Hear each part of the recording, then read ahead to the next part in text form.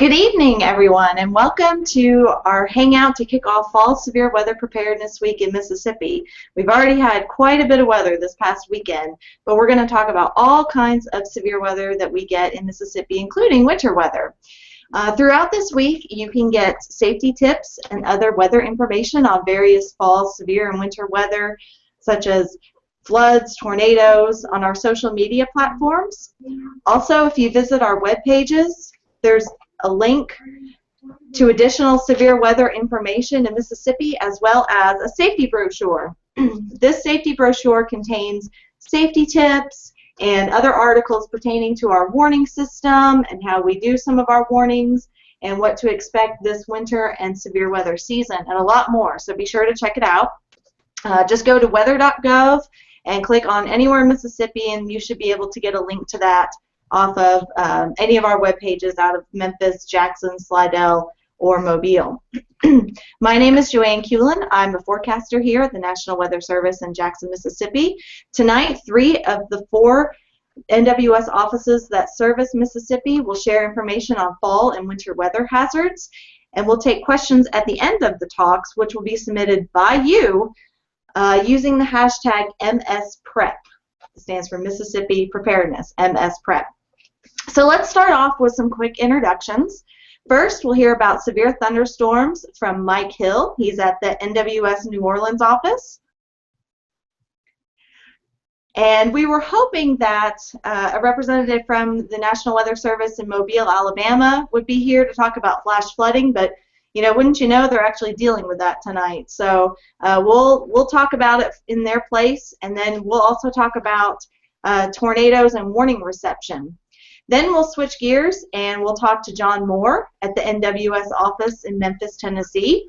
He'll talk about winter weather hazards. Hey, John, looking forward to winter? Yes, well, kind of.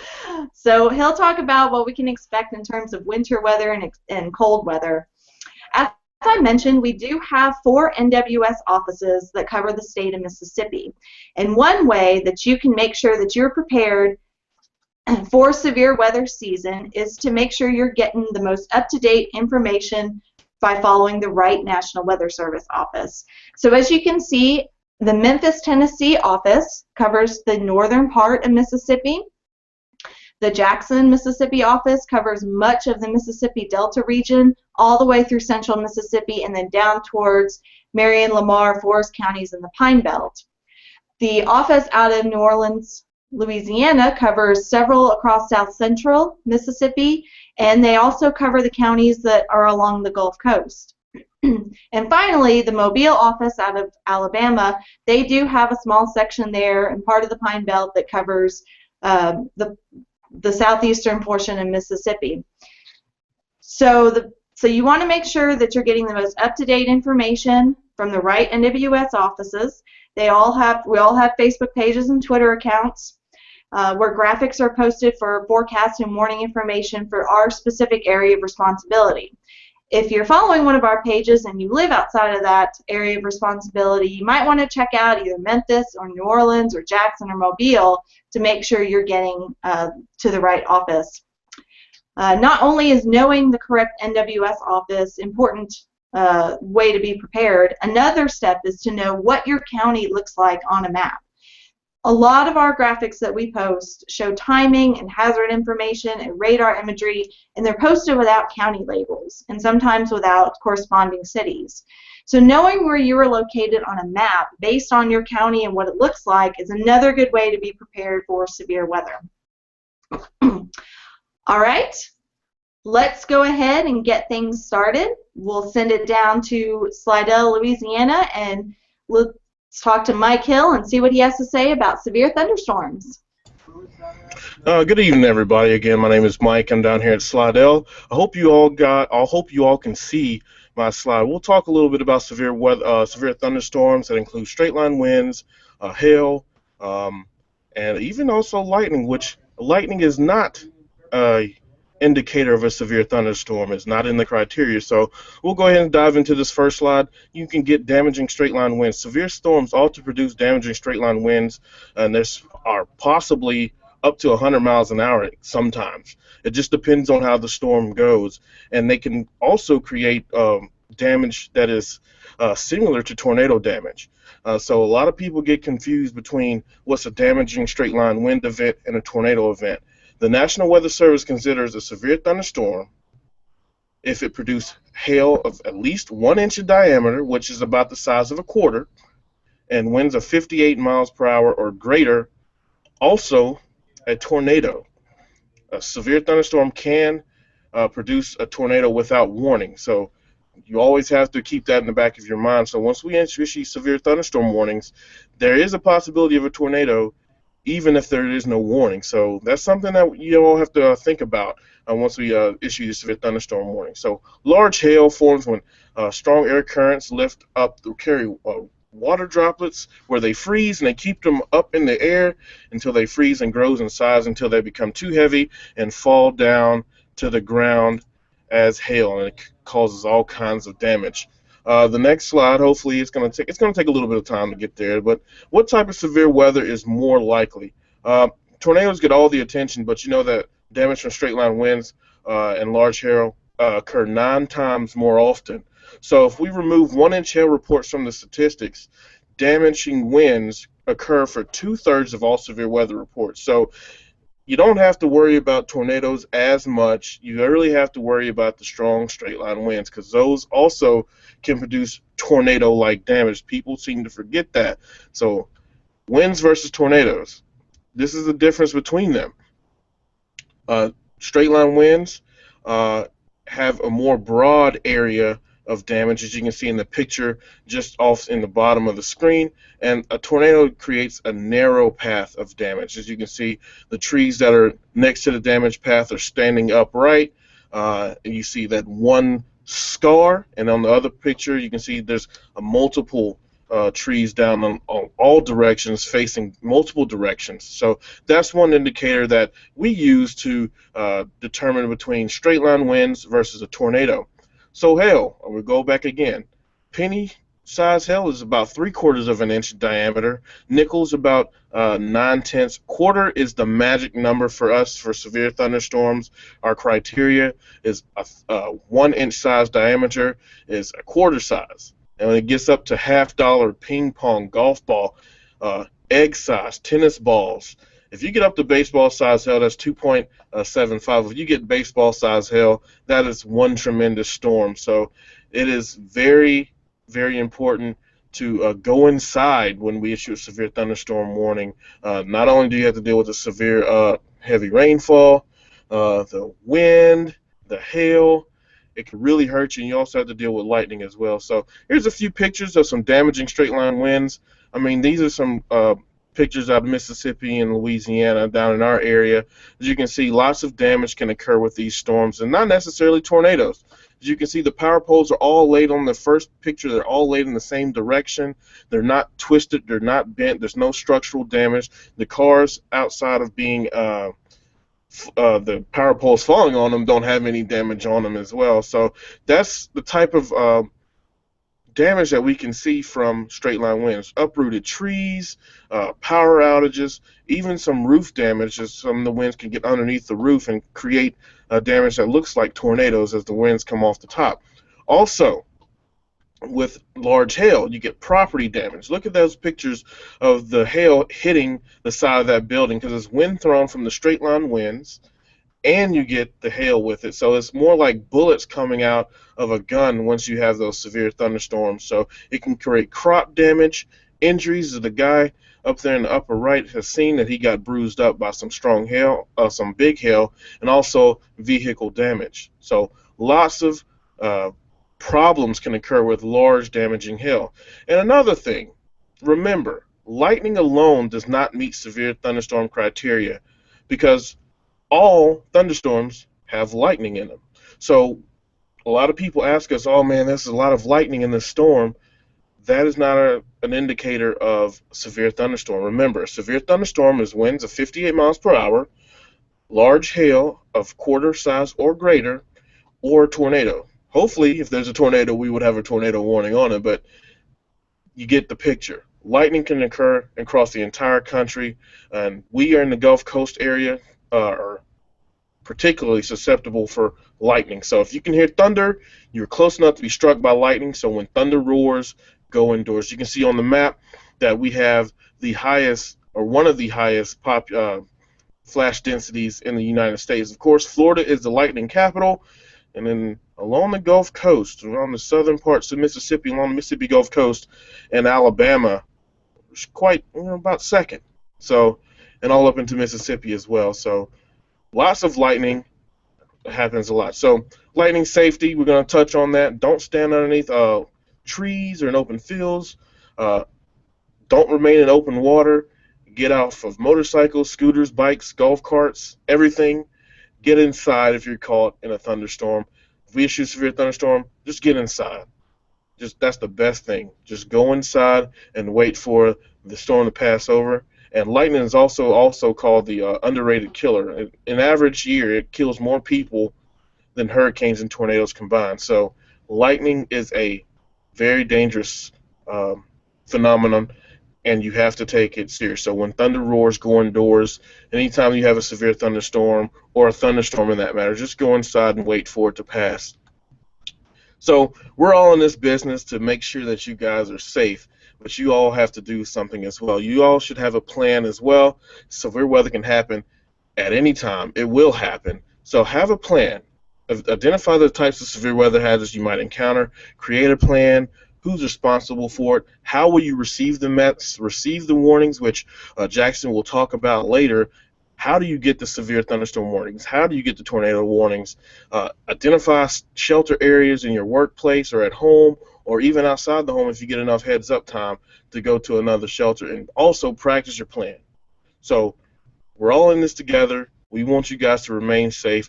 Have a plan for severe weather, and keep you and your family safe. That's all I have. A quick talk about severe weather.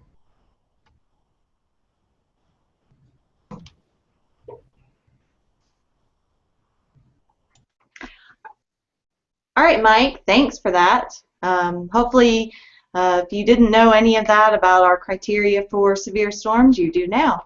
So up next, we're going to talk a little bit about flash flooding. Again, we're hoping to have NWS Mobile talk about this, but with all the rain that's been around, they've had enough flash flooding anyway. So we'll talk a little bit about what flash flooding is. There are many types of flooding that can occur. Again, flash flooding is when you have a rapid flooding in just a short period of time. You can have river flooding. You can also have inland or coastal flooding, and this is mostly due to tropical systems. You can also have flooding from a dam or a levee failure, and also not as common in this part of the country, but you can have it when some debris clogs up some areas, causing some flooding. All right, so what actually is flash flooding? Again, flash floods can occur any time of year, as we've seen from South Carolina to Texas to here just in the past couple of weeks. Flash flooding is the result of sudden heavy rainfall produced from slow-moving intense storms or multiple rounds of storms occurring over the same area. And again, this is usually in a very short period of time, generally about 6 hours or less. They're raging torrents of water that rip through mainly creek beds, city streets, areas of poor drainage, and the thing about flash floods is they sweep anything and everything away. So you definitely don't want to be around flash floods. So what are some of the terms you might want to know? Again, a watch, just like a severe thunderstorm watch or a tornado watch, conditions are favorable for a heavy rain event. You want to stay weather alert and plan where to go if water begins to rise. And you want to watch for that heavy rain development. Again, be alert whenever there's a watch. And again, we've had several flash flood watches over the past few days. And a warning, a flash flood is ongoing or imminent. Again, mostly from heavy rain in this part of the country, maybe from a dam or a levee failure, and then again on the coast from coastal flooding. And this is when you want to move to higher ground, and you definitely want to look out for those water-covered roadways. Now, this emergency, flash flood emergency, it's a fairly rare situation, though we have seen it just within the past couple of weeks in South Carolina and again in south central Texas where they had nearly 20 inches of rain. Flash flood is ongoing or imminent, again from heavy rain, and this is, you also want to move to higher ground and you want to look out for water-covered roads. Usually a flash flood emergency is issued when there's been a particularly heavy amount of rain and probably some high water rescues ongoing as well, or water entering buildings or significant water issues. All right, so how do we stay safe with flash flooding? Again, that key phrase, turn around, don't drown. Do not underestimate the power and force of water. A lot of people do, and they sometimes don't live to tell the tale. Over half of the flood-related drownings are from vehicles driving into flooded waters, flooded roadways, or flooded creek areas. Again, the next highest percentage of flood deaths is from walking into or near flood waters. Again, as you see on that screen there, this is preventable. I don't know if many of you saw the pictures of the train that was derailed in south central Texas over the weekend. Again, flood waters are very swift, very dangerous, and they can even wash out train tracks, and derail trains. You also want to watch out for those rapidly flowing streams or ditches. They may look calm, but just 6 inches of water can wash a person away. 6 inches. That's not a whole lot of water. And 2 feet of water will wash a car away. So never attempt to cross a flowing stream. If you can't see the road underneath the water, you want to turn around, don't drown, find another way to go. And if barricades are put up preventing you to go down the road, they're there for a reason. Never drive around barricades. It's not a smart idea. You want to stay away from flood-prone areas during heavy rain. Again, those ditches, the culverts, the maybe some creeks that could become high very quickly. You want to remain alert. You want to move to higher ground if flooding threatens. Again, never drive into water of unknown depth. You don't even know if the road's going to be there. The road can wash away very easily in a flood event, so you don't even know if the road is there. And this is be especially cautious at night when you can't see the road very well anyway. Again, stay out of flooded areas. It may be still rising. It may be very swift moving water. Children should never be allowed to play in or around flowing water. And again, flood waters can also hide not only the fact that there's not a road there anymore, but hide rocks, trees, debris, down power lines, anything that could be in that water that you don't necessarily want to mess with. All right, so how can you prepare for a flash flood? We'll always create a communications plan. And this is the case for really any disaster. You want to have a specific person identified to contact for status updates and have a safe location to meet up with family members. And as Mike also mentioned with severe thunderstorms, assembling an emergency kit isn't a bad idea. Have enough food, water, medicine to last you for at least 3 days. Batteries, blankets, flashlights, first aid kits, anything you think you might need for those 3 days. And don't forget stuff for babies and pets as well. And you also want to know your risk. Where does the water collect on the roadways that you travel? Are you in a flood-prone area? What is the fastest way to get to higher ground? Again, make alternative plans for a place to stay and take your pets. And that's all we have for flooding. So we'll transition now to tornado safety, because again, we are no strangers to tornadoes here in Mississippi. We know that any time of year there could be severe weather, and there always seems to be that risk for tornadoes. Thanks to our close proximity to the big moisture source that is the Gulf of Mexico, any wind energy associated with fronts or other weather disturbances helps to enhance that risk for tornadoes in the Deep South. Last year we saw 40 tornadoes across the state of Mississippi, with of course April being the most active month, as is usually the case during severe weather, our main severe weather season. However, we had 7 tornadoes last December, which is the biggest, 7 tornadoes across the state, and the biggest outbreak being on December 23rd, where there was an EF3 tornado that hit Columbia, Mississippi, in Marion County. This event unfortunately took 5 lives that day, And that actually makes it the deadliest December tornado event since the 1953 Vicksburg tornado, where 38 were killed. 8 tornadoes occurred in early January across the state, which is over the average number of tornadoes for January, which is somewhere around 2 or 3 tornadoes. So let's take a look at when these tornadoes occur.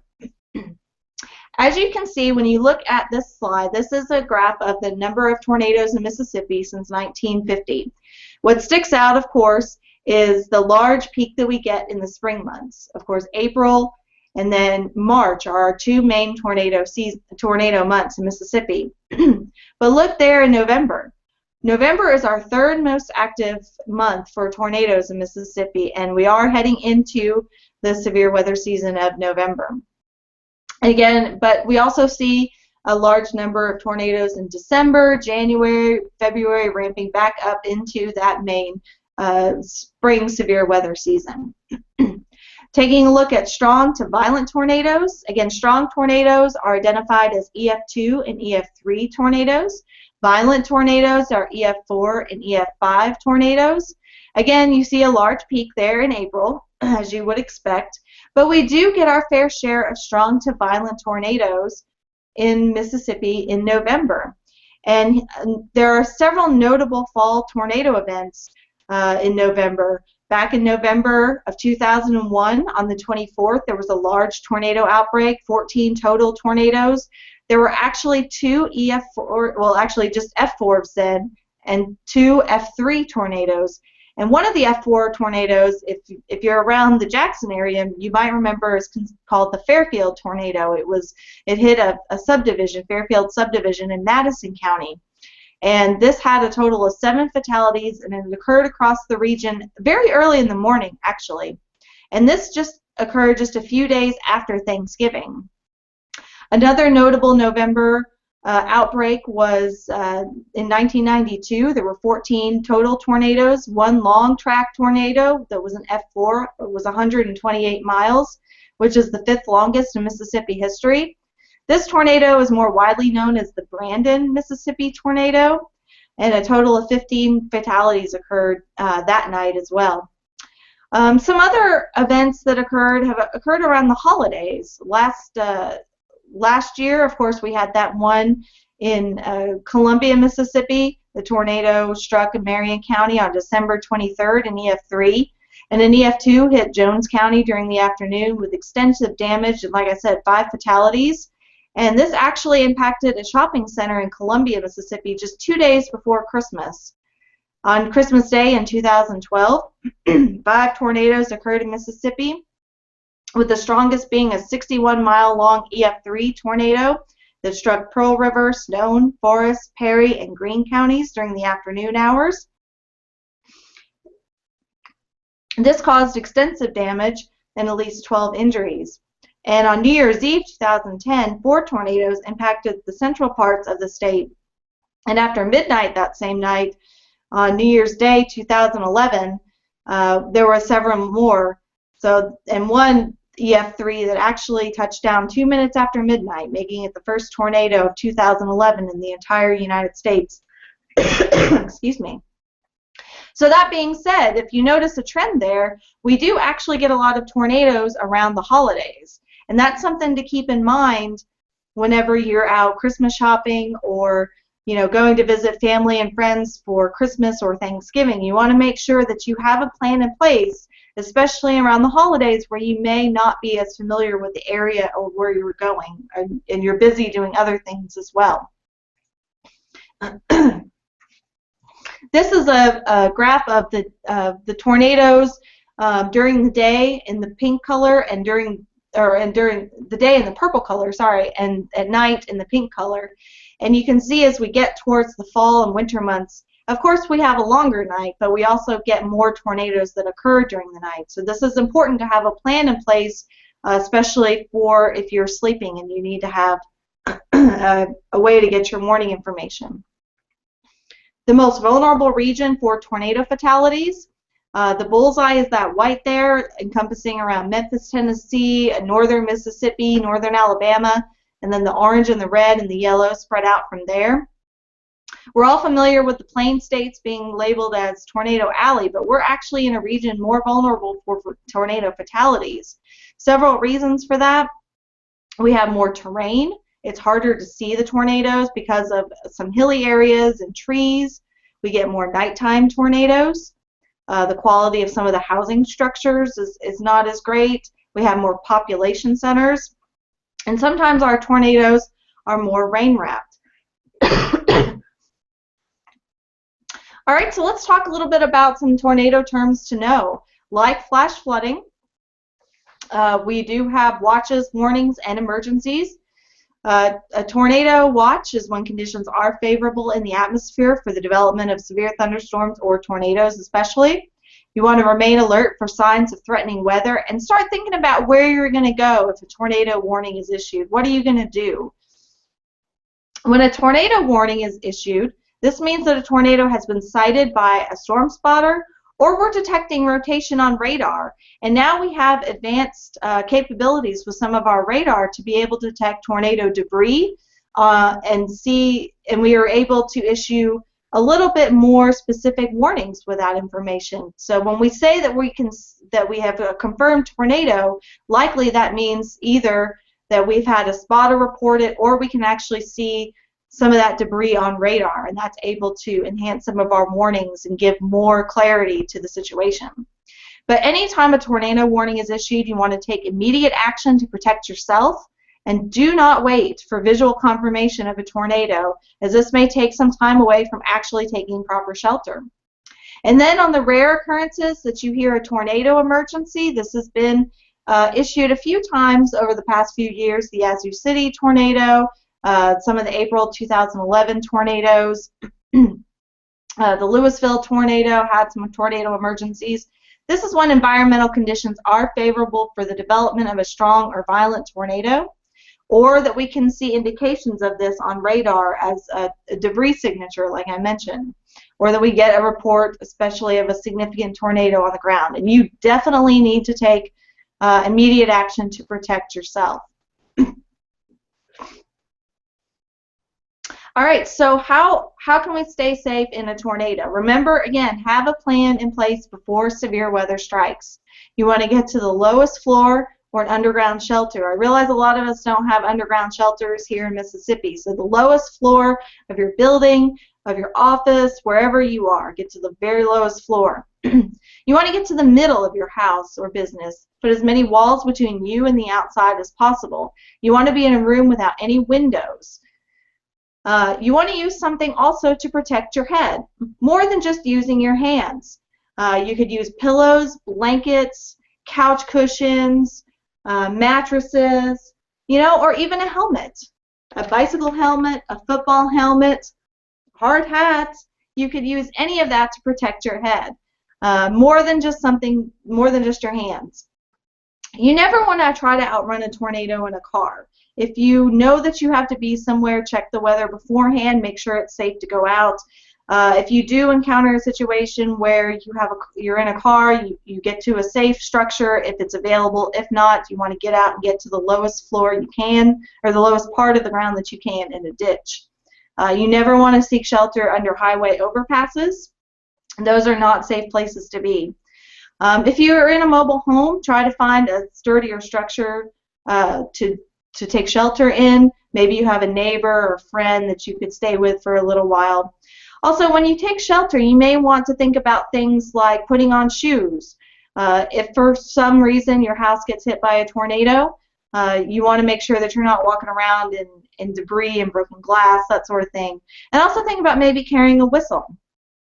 If for some reason your house gets struck by a tornado, you can blow on that whistle and get emergency responders there a little bit quicker if they're trying to find people stuck or trapped. Just a reminder too, on Wednesday, this coming Wednesday at 9:15 a.m., we will have our tornado drill, statewide tornado drill. If for some reason we're not able to do it on Wednesday, Thursday is going to be our backup day.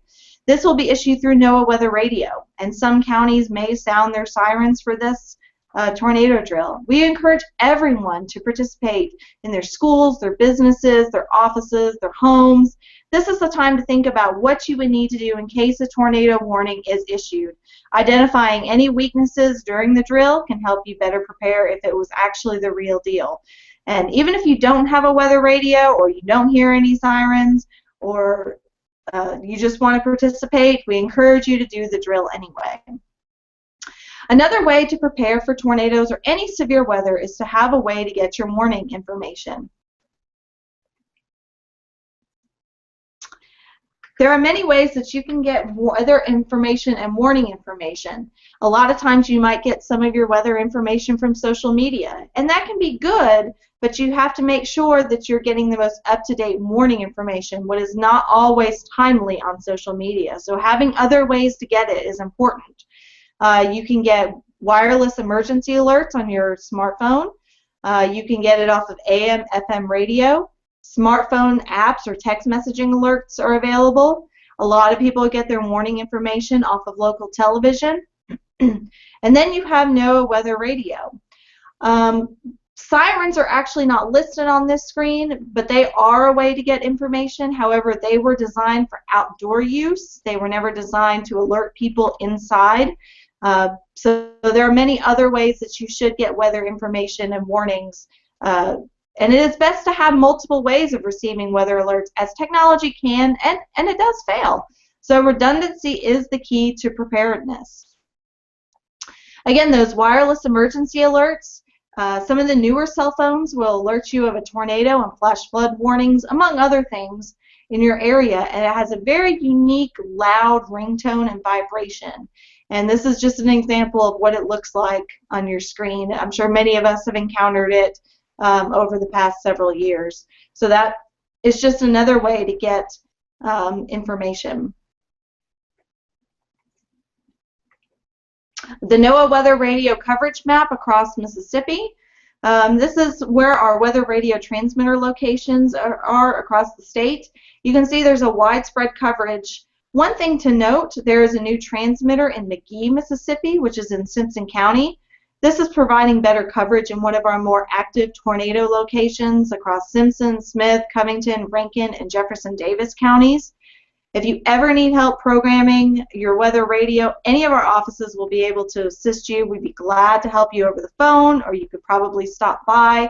And several offices actually have a programming event with local media, so you may want to stop by there. I talked about having a weather radio. And here is an example of a weather radio here that you can have. It's just like a smoke detector, but for weather. It'll sit there and it won't do anything but be silent until there's a warning issued, and then it'll sound a little like, let me get to the test here, this. And that will wake you up. It's woken me up before too.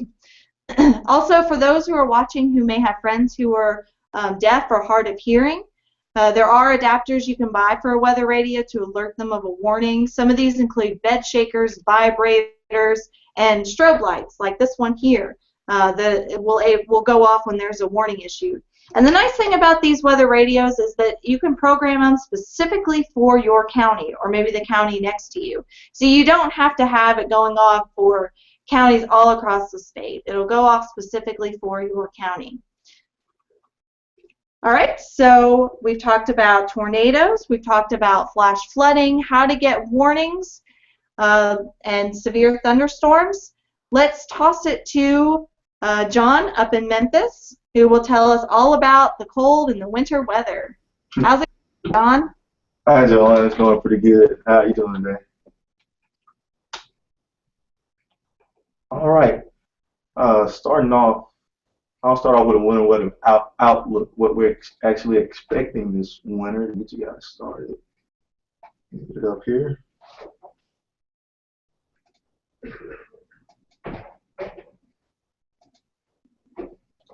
All right. All right, starting out, we're going to talk about our outlook for this winter. This is only an outlook of what we kind of expect to happen this winter.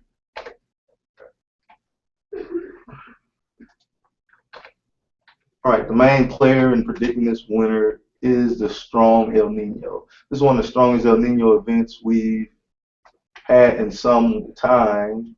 And it makes the 6 previous events useful in predicting this winter. The 6 previous times we've had an El Nino this strong was 1957 and 58, the winter of 65 and 66, the winter of 72 and 73, the winter of 82 and 83, the winter of 91 and 92, and the winter of 97 and 98.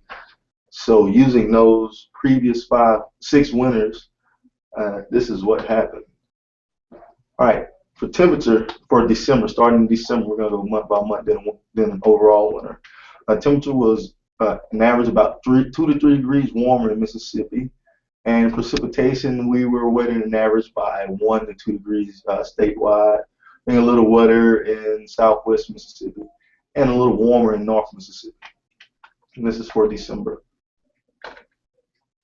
For January, we were cooler than average by 1 to 2 degrees in those previous 6 winters with a strong El Nino, and the precipitation was near average in North Mississippi and a little above average in South Mississippi. Going into February, we were cooler than average statewide by 1 to 2 degrees, and precipitation we were slightly wetter than average, more in South Mississippi.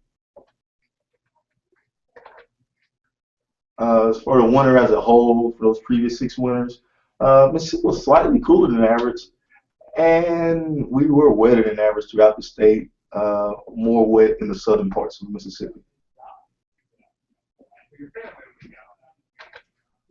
Right, the key points that I've just covered, well, likely have a warmer than average December by much as 3 degrees, according to previous data. And we're likely to have more precipitation in December, near the average, slightly wetter through January and February. And half of these winters receive very little or less than average total snowfall, and generally just slightly less snowfall than normal during a strong El Nino event. Remember, this is not a forecast, just likely outcomes based on a strong El Nino and other factors may come into play. Right, the Climate Prediction Center is their outlook, and it's pretty much the same thing that I've just told you. They kind of use the same tools. We're expecting it to be slightly cooler, that are cooler than average, and a little wetter than average, mainly in South Mississippi. All right, going into some winter weather hazards.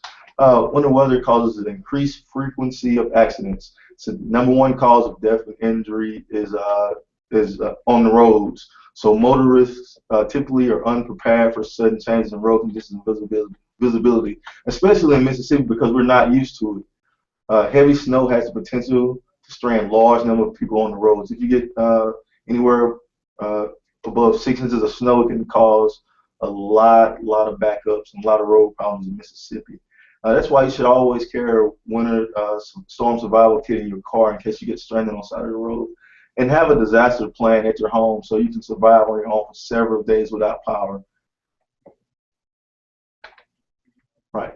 Now, one thing that you really want to do is winterize your vehicle, like I just said, because a lot of us are not used to driving on icy or snowed-in roads. So take the time now to winterize your vehicle and make sure it's ready for the winter, because those storms, can come with only a few days' notice. So a few tips you should do: you should take care of checking your tires, batteries, and brakes, along with your heating and defrosting system. You don't want to get stranded without a heater in your car. Change the antifreeze if needed to protect the engine and radiator from freezing up in the cold temperatures. It's nothing worse than having a cold morning and your car won't start. Use windshield and washer fluid that can withstand cold temperatures. And try to keep at least a half tank of gas in your car to prevent fuel lines from freezing. All right, here's some things you should have available during or before a winter storm. Make sure you have these in your kit before we go into winter. Make sure you resupply your kits. You want to have a flashlight with extra batteries, a battery-powered NOAA with a radio like Joanne just showed you, extra food and water. Have high energy foods such as dried fruit, nuts, and granola bars, and food requiring no cooking or refrigeration. Extra medicine and baby items if you have a baby. You want to make sure your first aid supplies are all replenished. Heating fuel Want to refuel before they're too empty. Emergency heat source such as a fireplace, wood stove, space heater, and use properly to prevent a fire and ventilate those things properly. Make sure you have a fire extinguisher ready, smoke alarm, and test your smoke alarms to make sure they work about monthly. And like I said before, plenty of food. Make sure you stock up on food before the winter starts or before a winter storm. All right, here's some dangers of extreme cold. We've had some extreme cold temperatures reach North Mississippi. Even last year, we had some temperatures in North Mississippi below zero or near that. So hypothermia is a danger of extreme cold. Hypothermia is a condition when the body temperature drops less than 95 degrees, and it can be fatal. The warning signs of hypothermia include memory loss, disorientation, incoherence, slurred speech, drowsiness, and apparent exhaustion. If you suspect a person to be suffering from hypothermia, you should warm that person slowly, starting with the body's core and warming the arms and legs. Warming the arms and legs first drives cold blood toward the heart and can lead to heart failure. So you want to make sure you warm that person's core first. All right. Did you know that 50% of injuries related to cold happen to people over 60? So you want to make sure you check on the elderly, just like you do during extreme heat, extreme cold. You want to make sure you check on the elderly, make sure they have all the supplies like heat and everything that they need. And hypothermia happens to males more than 75% more, and it happens about 20% in the house. Frostbite is another threat and danger of extreme cold. It's damage to a body tissue caused by extreme cold, and a wind chill of -20, which you rarely see in Mississippi unless it's an extreme situation, will cause frostbite in just 30 minutes. All right, here's the wind chill chart. If you didn't know what wind chill was, and it tells you actually how long you have to be exposed to wind chills of this magnitude before you start to feel the ill effects. So this chart is actually available online if you want to have it. Just search for an NWS wind chill chart, and it's available online. And watches, warnings, and advisories are also issued when wind chill reaches critical levels, and we'll talk about that a little later. All right, one thing you want to do during the winter is dress for the season. Here are a few tips. You want to wear loose, lightweight, warm clothes in layers. Remove layers to avoid perspiration and subsequent chill. So you don't want to be sweating under all those layers. Outer garments should be woven tightly, water repellent, and hooded. Try to cover as much exposed skin as possible. Think hats and gloves. Mittens snug at the waist are better than gloves. So mittens are better than gloves. And remember to stay dry because you don't want to be cold and wet. Hypothermia kicks in a lot sooner if you're cold. All right. A tool that helps us that I'm going to talk to you now is MPing. It allows you to enter in the type of precipitation you're seeing on the ground level. Our radar we can't actually tell what's going on the ground level a lot of times. So this MPing app actually gives us a view of what you're seeing. And it's monitored by forecasters. And it was developed by NSSL in Oklahoma. And it's a free app on iTunes and Google Play stores. And this app really helps us. So if you can download this and enter in whatever kind of precipitation you're seeing during a winter storm, it actually helps us because we never have those all snow events in Mississippi or all ice events. It's always a good mix depending on where the temperature lines are. All right, here are a few more tips to cover all the tips that we went over. Vehicle tips. Have a radiator system service, like I said before. Keep your gas tank near full. Use a wintertime mixture for windshield and wiper fluid.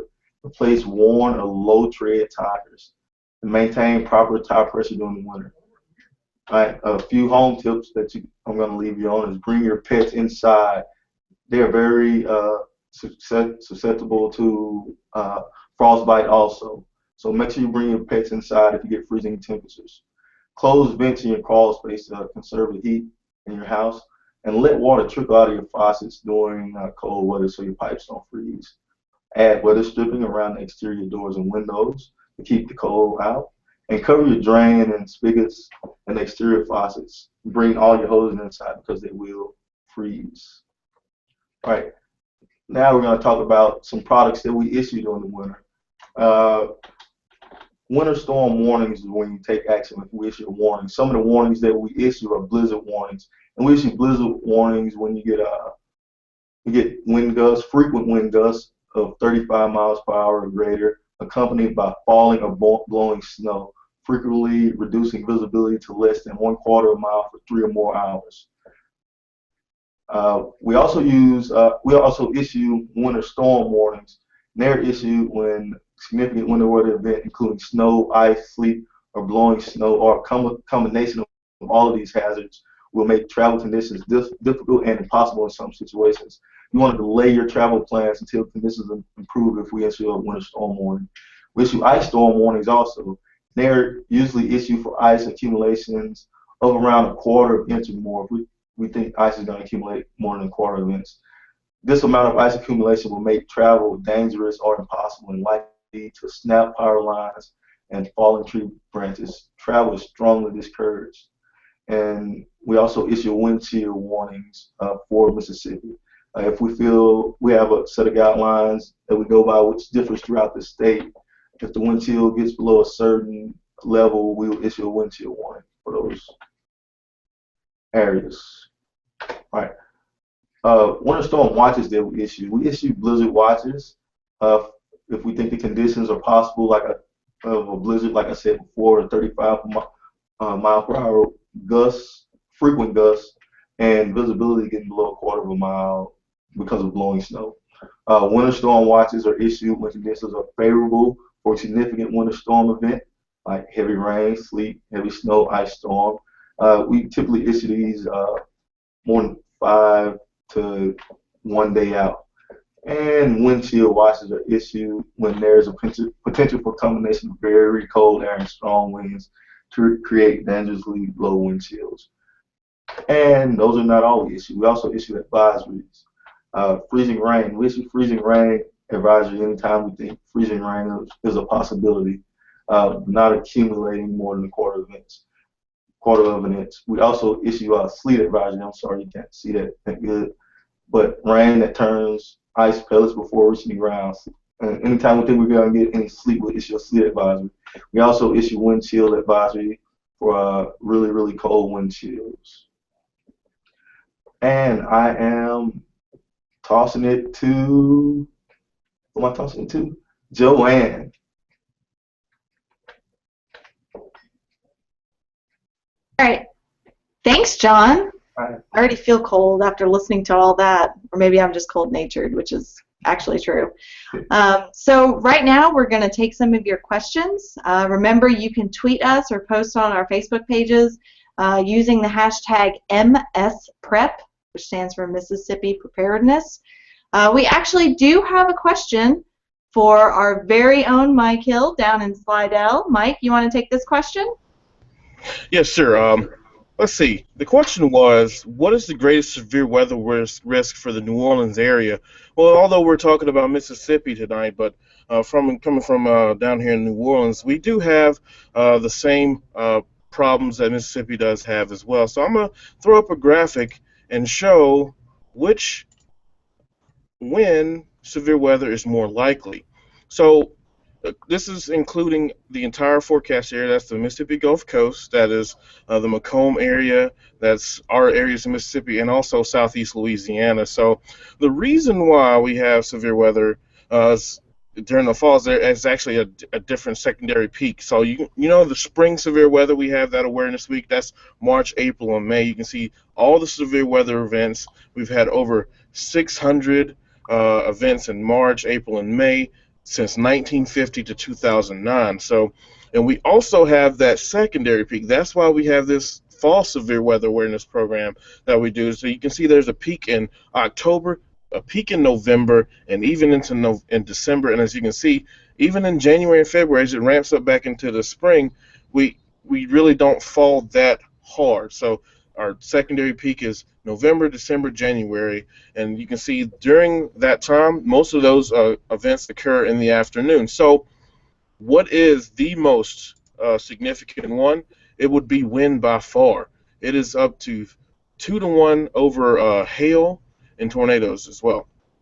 So 60%, oh, close to 60% of the time, we're going to be dealing with a damaging wind event. And these are severe weather events from 1950 to 2012. So 60% of our severe weather was straight line winds. So straight line winds are by far the most significant weather event that we have here, followed by hail, and then tornadoes are last. And down here, closer to the coast, we don't necessarily get the very strong big EF 3, 4, 5 tornadoes like you guys up in Jackson and Memphis will get, but we have the low end, EF 0, 1, 2. We occasionally do have a 3, but most of the time down further south in New Orleans, we were dealing with the EF 1s and 0s. But wind by far is the most significant severe weather event down here in New Orleans.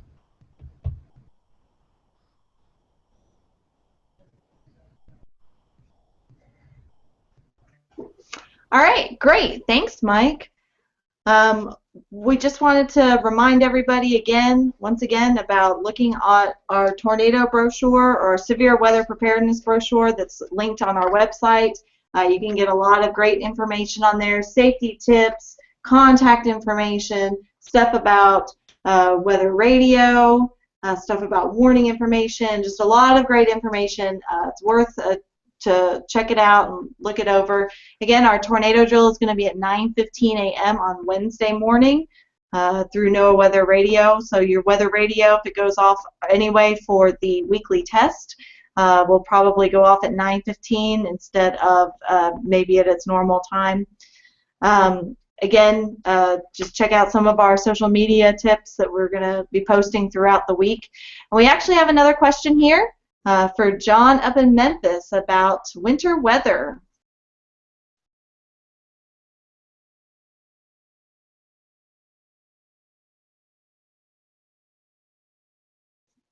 Hey, John. John, you're muted on your.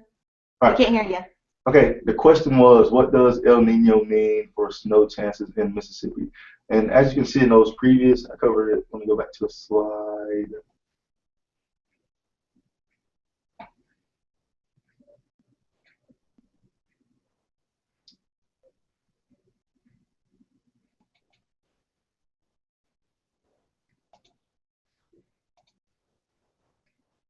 Okay.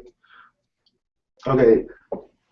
We're likely to have more precipitation in December, but based on those previous strong El Nino events like we're expecting this year, half of these winters, especially for North Mississippi, receive very little or less than average total snowfall. So we're expecting less than average total snowfall based on the previous strong El Ninos like we are expecting this year. One thing I can share with you is from National Weather Service in Jackson. Saw this earlier. Our likelihood does go up to have an extreme cold season during this El Nino event from January to March. So we're expecting more cold, but less precipitation between January and March. So that's also going to be a possibility to have a cold, dry winter. I hope that answers it for you.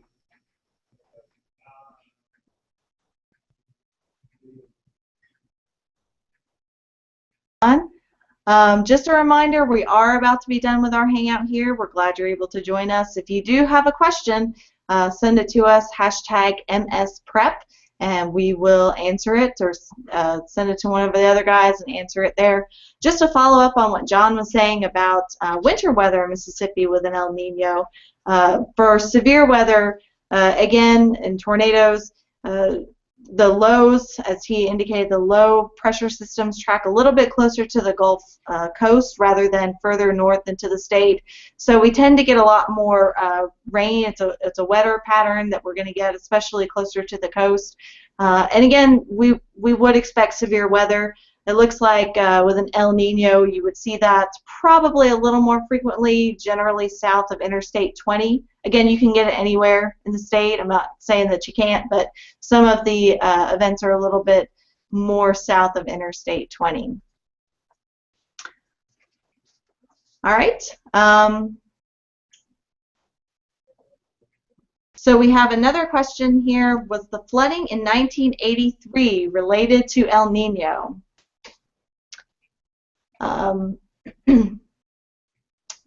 It looks like it was. Yes, it was related to El Nino in 1983. That was an El Nino year. Strong El Nino year. It was a very strong El Nino year. We are actually into a moderate to strong El Nino at this present time for this upcoming winter season too. So it was a strong El Nino year, so that correlates to a little bit more flooding. All right, if we have any more questions, you can get them in. Otherwise, don't forget about the tornado drill, 9:15 on Wednesday. If you have any questions about weather radio, we're glad to take those. Otherwise, we really thank you for joining us in this Google Hangout. Hopefully you found it very informative, learned something new, or reinforced what you already knew in terms of severe weather, winter weather, that sort of thing. And thanks for joining us. And thank you to our other presenters in Memphis, Tennessee. John? And I just want to remind you guys, if you want a refresher on a storm spotter course, we're going to do one online using the Google Hangout platform on Thursday at 7. So you can also tune in for that if you need a refresher or if you want to become a storm spotter trained by NWS Memphis if you're in North Mississippi. But if anywhere across the country can watch it. Awesome. John, where can we find that information? Where can we see that? That information is currently on our Facebook and Twitter page, but it will be up on our website first thing tomorrow. So weather.gov/Memphis. If you go to the top of the page, it'll be up there tomorrow. The link will be provided up there tomorrow. Great. So you can learn more about what to look for in storms and how to spot storms and all that sort of great information. Thank you again to Mike Hill down at Slidell, Louisiana. Thank you, guys. And, of course, follow us on Twitter at NWS New Orleans and on Facebook. And have a plan to stay safe for the fall severe weather season. Great. Again, I'm in Jackson, Mississippi. You can follow us on Twitter at NWSJacksonMS. Please be sure to add the Mississippi at the end. There is another Jackson office in the Weather Service. So, or you can follow us on Facebook or any of our offices on Facebook and Twitter. If you don't remember what the addresses were or what our handles are, you can go to any of our web pages, and up at the top left corner there's links to both of our Facebook and Twitter pages. So thanks for joining us. We hope you have a great night. It's a little drier than it has been. So thanks for joining us.